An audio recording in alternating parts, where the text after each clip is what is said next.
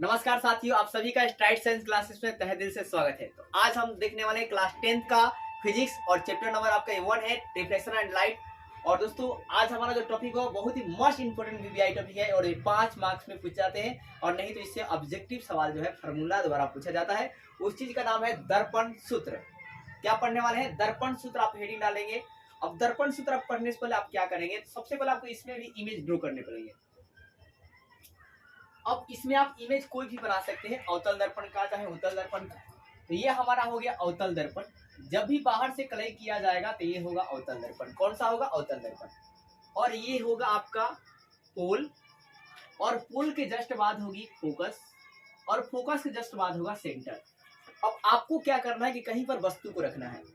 तो मान लीजिए कि यहाँ पर कोई वस्तु है और इस वस्तु का नाम है पुष्पा। पुष्पा एक लड़का है और ये आपका मान लीजिए पुष्पा है, इसको मान लेते हैं एबी। एबी है, क्या है? एबी वस्तु है या पुष्पा है। अब वस्तु जो है प्रकाश किरण ऐसे पैरेलल जाती है, इसे मुख्य अक्ष बोलते हैं। जब पैरेलल जाती है ना तो वो वस्तु आपको पता है कि फोकस से गुजरती है। तो आप ऐसे यहाँ पॉइंट पर बना लेंगे, कहाँ से गुजरेगी? फोकस से। फिर आपको पता है कि हम लोग एक फोकस से गुजर किरण जाएगी तो वो सेंटर के फिर पेंडिकुलर आती है। कैसे आती है? सेंटर के पेंडिकुलर। जब पैरेलल जब जाएगी सेंटर के तो ये किरण होगी।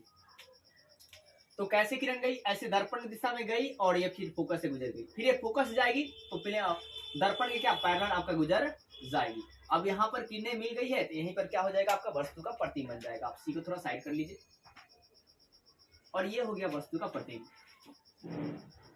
तो प्रतिबिंब को आप मान लेंगे कि प्रतिबिंब जो है ना ए डैश बी डैश बन रहा है। प्रतिबिंब को डैश से सूचित करेंगे क्योंकि डैश मतलब होगा आपका थोड़ा ये धुंधला दिखाई देगा। तो वास्तव में लेकिन ये आपका कैसा प्रतिबिंब है? तो ये वस्तु का आप सी पे रखें तो प्रतिबिंब सी पर ही बनेगा। कैसा बनेगा? तो देखिए वास्तविक और उल्टा बना है। कैसा बना? वास्तविक और उल्टा और सेम साइड का। अब देखिए वस्तु की जो दूरी होगी, वस्तु का दूरी का जो सिंबल होता है आपको याद रखना है, यू होता है। क्या होता है? यू। और जो आपका प्रतिबिंब का दूरी का जो सिंबल होता है वो होता है भी। तो वस्तु की दूरी जो है यू होती है और जो प्रतिबिंब बनेगा वो क्या होगा? भी।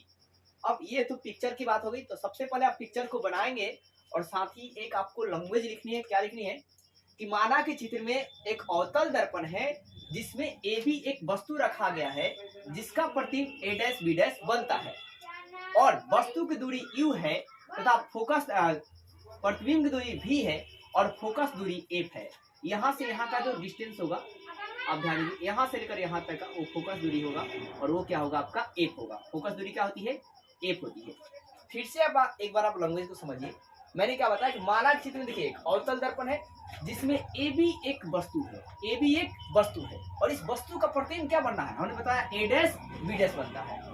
ए डैश बी डैश बनता है और वस्तु की दूरी, वस्तु दूरी या वस्तु की दूरी क्या है? यू है और भी क्या है? तो प्रतिबिंब की दूरी।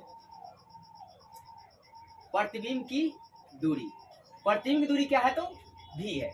और एफ क्या है? तो फोकस दूरी है। एफ क्या है? तो फोकस दूरी है। ये एफ क्या है दोस्तों? फोकस दूरी है। इतनी बात आपको लिखनी पड़ेगी। तो आप पिक्चर का और आप लिखा हुआ स्क्रीनशॉट भी ले सकते हैं। तो अब आगे आपको क्या रखना है? चिन्ह परिपाटी से। अब चिन्ह परिपाटी से आप याद रखेंगे, बस एक चीज आपको याद रखना पड़ेगा, बाकी सारी कहानियां खुद चली जाएगी। तो चिन्ह परिपाटी से आप याद कर लेंगे क्या होता है, यही मेन चीज है। तो v माइनस एफ बटा एफ बराबर v बटा यू, ये होता है चिन्ह परिपाटी से आप याद करेंगे कि चिन्ह परिपाटी से यह दर्पण समीकरण क्या कहता है कि v माइनस एफ बटा एफ बराबर v बटा यू दर्पण के लिए। लेकिन यही लेंस फॉर्मूला के लिए कहेगा तो सिर्फ इसमें हम माइनस लगा देंगे तो लेंस फॉर्मूला का चिन्ह परिपाटी हो जाएगा। और ये है आपका दर्पण फॉर्मूला के चिन्ह परिपाटी। अब इसको सॉल्व करेंगे, कैलकुलेशन करेंगे। तो देखिए विद्यार्थी, अब इसको है क्या? जब माइनस में रहेगा तो हम इसे अल्टरनेट बटा कर सकते हैं। जैसे आप पढ़े हुए 10 बटा 10 माइनस 4, अब बटा मान लीजिए 6 है तो आप ऐसे लिख सकते हैं 10 बटा 6 अब माइनस 4 बटा 6, क्योंकि 6 का एलसीएम लीजिएगा तो फिर 6 आ जाएगा और फिर 10 है तो 10, फिर माइनस है तो माइनस है तो माइनस, फिर 4 है तो 4 आ जाएगा। तो उसी प्रकार आप इसे अल्टरनेट बटा करेंगे। अल्टरनेट बटा करने मतलब अलग अलग बटा में लिखा जाएगा। मतलब कि v बटा एफ माइनस उस तरफ, फिर क्या होगा? एफ है तो एफ और फिर बटा में क्या दी दोस्तों एफ, अलग अलग एफ एफ का एलसीएम, फिर एफ आ जाएगा दोस्तों, फिर एफ से एफ कट जाएगा तो भी बचेगा, माइनस है तो माइनस, फिर एफ से एफ, फिर आपका ये एफ से एफ कट जाएगा तो फिर क्या बचेगा आपका, माइनस है तो माइनस रखेंगे और फिर एफ से एक गुना करें तो एफ ही मिलेगा, और बराबर में क्या आपका है v बटा यू। शॉर्ट शब्दों में कहीं तो अल्टरनेट बटा कीजिएगा v बटा एफ, एक बार फिर f बटा एफ, बराबर में क्या है v बटा यू। अब आगे ध्यान दीजिए, अब आप देखेंगे कि एफ एफ क्या हो जाएगा, कैंसिल हो जाएगा, कट जाएगा, तो आपके पास क्या मिलेंगे v बटा एफ माइनस एक, एफ एफ कट गया एक मिलेगा, बराबर में आपके पास क्या है v बटा का u। अब आप ध्यान दीजिएगा कि देखिए अब हम लोग क्या करेंगे, ये इसके आगे कुछ साइन नहीं है तो प्लस का साइन है, और इसमें क्या है माइनस का, इस -1 को आप उधर लेकर जाएंगे और इस भाई साहब को इधर लेकर आएंगे, तो v बटा एफ है तो v बटा एफ ये प्लस में है, इधर लाएंगे तो माइनस में v बटा का u, भाई माइनस में है बराबर के इधर जाएगा तो किस में हो जाएगा प्लस में, केवल एक हो जाएगा, ठीक है, एक है तो एक। फिर आप ध्यान दीजिएगा दोनों में भी है, तो मैथ का रूल है कि दोनों जब एक में दोनों में मिलेगा तो कॉमन कर लेंगे, तो कॉमन करेंगे क्या मिलेगा v, और ऊपर वाला कुछ नहीं बचेगा, एक बचेगा क्योंकि एक से गुना करेंगे फिर v आ जाएगा। अब बटा क्या है दोस्तों एफ है तो एफ, माइनस है तो माइनस, फिर यहाँ तो एक ही बचा है कि कॉमन कर लिए हैं तो एक बटा क्या हो गया u। देखिए गुना करेंगे फिर ऊपर आ जाना चाहिए, तो v में एक से करेंगे तो v आ जाएगा, फिर v में एक से करेंगे तो v आ जाएगा। अब बटा में एफ है तो बटा में यू है तो यू, अब बराबर में एक है तो एक। अब आगे ध्यान दीजिएगा कि अब देखिए एक बटा एफ है, एक बटा आप एफ लिखेंगे, माइनस है तो माइनस लिखेंगे, एक बटा यू है तो एक बटा यू लिखेंगे, और ए बराबर में एक है तो बराबर में एक लिखेंगे। अब भाई यू भी गुना में है तो गुना में है बराबर उस साइड जाएगा तो भाग में हो जाएगा, क्या हो जाएगा भाग में हो जाएगा। अब हमके क्या चाहिए एक बटा एफ चाहिए, दर्पण सूत्र क्या कहता है एक बटा एफ, तो एक बटा एफ बराबर क्या हो जाएगा एक बटा, देखिए बराबर में क्या है एक बटा भी, बराबर में है एक बटा भी, हाई माइनस में है, देखिए हाई का है माइनस में है, इधर जाएगा बराबर के उधर जाएगा एक बटा भी, तो ये क्या हो जाएगा प्लस में, एक बटा दोस्तों क्या हो गया यू, और इसी को कहा जाता है दर्पण फार्मूला। प्लस में रही तो दर्पण फार्मूला, माइनस में रही तो लेंस फार्मूला, तो इसे क्या कहेंगे दर्पण सूत्र।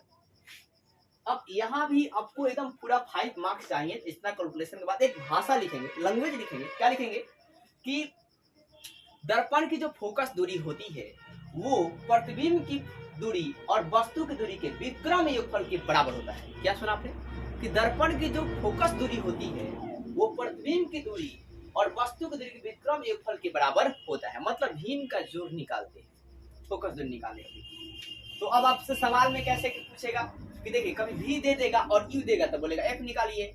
अब जब कभी मान लीजिए, अब जहां करके मैं आपको बता भी देता हूँ कि जहां आप बोर्ड एग्जाम में जरूर लिखें, जहां एफ क्या है, एफ का मतलब क्या होता है, जहां एफ का मतलब होता है एफ बराबर आप लिखेंगे फोकस दूरी, एफ बराबर फोकस दूरी, और भी बराबर क्या है तो प्रतिबिंब की दूरी, भी बराबर एग्जाम में आप जरूर लिखेंगे प्रतिबिंब की दूरी, और यू बराबर क्या है तो वस्तु दूरी, यू बराबर क्या है मेरे साथियों तो वस्तु की दूरी है।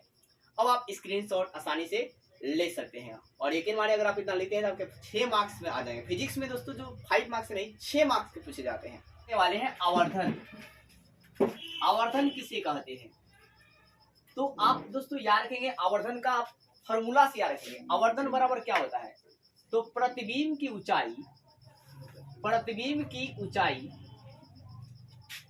प्रतिबिंब की ऊंचाई बटा वस्तु की ऊंचाई, वस्तु की ऊंचाई। तो आप ध्यान दीजिएगा डिफिनेशन कैसे बोलेंगे, प्रतिबिंब की ऊंचाई और वस्तु की ऊंचाई के अनुपात को आवर्धन कहा जाता है, बटा के अनुपात बोलेंगे तो प्रतिबिंब की ऊंचाई और वस्तु की ऊंचाई के अनुपात को आवर्धन कहा जाता है। और आवर्धन को किससे करते हैं एम से, किसे दोस्तों एम से, और एम बराबर क्या होगा तो प्रतिबिंब की ऊंचाई का जो सिंबल होता है वो एच डैश होता है, और वस्तु की ऊंचाई का जो सिंबल होता है वो क्या होता है एच। तो एम बराबर फॉर्मूला क्या मिलेगा आपके पास एच डैश बटा एच, ये हो गया आवर्धन। डिफिनेशन आप फिर सुन लीजिए, प्रतिबिंब की ऊंचाई और वस्तु की ऊंचाई के अनुपात को आवर्धन कहा जाता है, इसे स्मॉल एम से शुरू किया जाता है अर्थात स्मॉल m बराबर h डैश बटा h। भूल से भी आप कैपिटल M नहीं लिखेंगे।